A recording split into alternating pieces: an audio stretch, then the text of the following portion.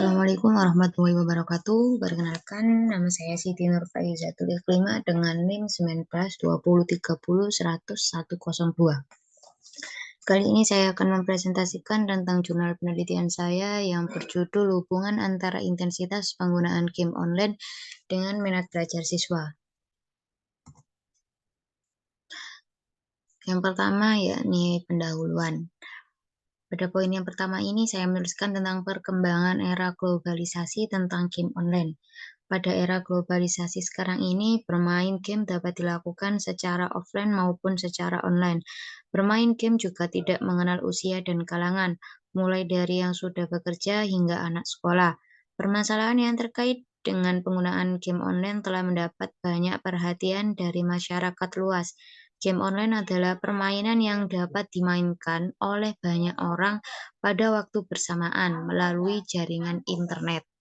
Untuk poin yang kedua, saya menuliskan dari laporan APJI atau Asosiasi Penyelenggara Jasa Internet Indonesia. Menurut laporan dari APJI, pada tahun 2023 ini, dari kelompok bermain game online ada sebanyak 42,23%. Mereka rela menghabiskan waktu selama lebih dari 4 jam. Kemudian ada sebanyak 27,46%. Mereka rela bermain game online dengan durasi 3-4 jam. Kemudian ada juga sebanyak 11,94% mereka bermain itu dengan durasi 2-3 jam. Dan ada juga yang terakhir, sebanyak 11,10% mereka bermain game selama 1-2 jam dalam sehari. Kemudian ada juga dampak negatif dari tingginya intensitas penggunaan game online. Bermain game itu dapat membuat siapa saja lupa akan waktu. Walaupun bermain game memiliki dampak yang positif, namun game itu juga dapat memiliki dampak negatif apabila dapat membuat pemainnya merasa kecanduan. Tentu saja ini akan mengganggu perkembangan anak ke depannya, baik secara fisik maupun psikologis. Untuk yang selanjutnya ada beberapa faktor yang mempengaruhi minat belajar. Beberapa faktor yang mempengaruhi minat belajar menurut dari penelitian Toto Susanto adalah yang pertama motivasi, lalu cita-cita, keluarga, peranan guru, sarana dan prasarana, teman pergaulan, dan media massa. Selanjutnya disebutkan juga oleh Bergin bahwa konsep minat itu terdiri dari minat individu dan situasional. Dalam penelitian oleh Subandi dan Nurhasana menyebutkan faktor internal adalah suatu pengaruh yang berasal dari dalam diri peserta didik, yaitu perhatian, sikap, bakat, dan kemampuan seorang peserta didik. Untuk yang selanjutnya, penelitian terdahulu dari Puji Meutia yang berjudul Analisis Dampak Negatif Kecanduan Game Online terhadap Minat Belajar Siswa di Kelas Tinggi SDN Ujang Tanjung. Pada penelitian Meutia ini, saat ini banyak anak-anak yang lebih senang bermain game online daripada belajar di sekolah. Hal tersebut diduga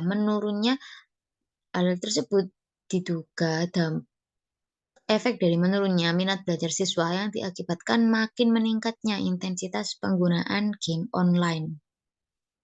Dan berdasarkan dari hasil penjelasan yang sudah saya jelaskan bahwa minat belajar siswa itu akan tumbuh baik dari diri siswa itu sendiri ataupun dari lingkungan yang mendukung. Namun apabila di lingkungan siswa itu sendiri tidak ada kondisi yang mendukung, maka minat belajar siswa secara perlahan akan menurun, termasuk dengan bermain game online, sebagai pengaruh yang lumayan signifikan karena di zaman sekarang ini semua kalangan usia memainkan game online dan juga di semua lingkungan termasuk lingkungan bermain anak dan lingkungan sekolah mengacu pada hal ini.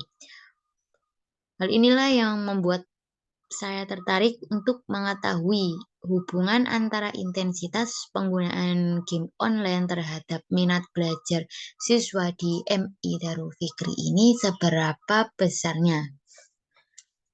Oke, selanjutnya Selanjutnya pertanyaan penelitian atau rumusan masalah. Rumusan masalah yang saya ambil adalah apakah terdapat hubungan antara intensitas penggunaan game online dengan minat belajar siswa di MI Darul Fikri Wonayu.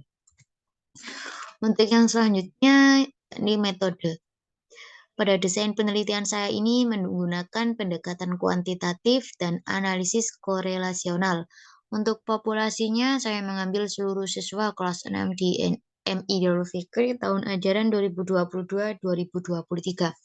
Lalu sampel yang saya ambil dengan teknik purposive sampling sehingga saya memperoleh subjek sebanyak 31 orang siswa.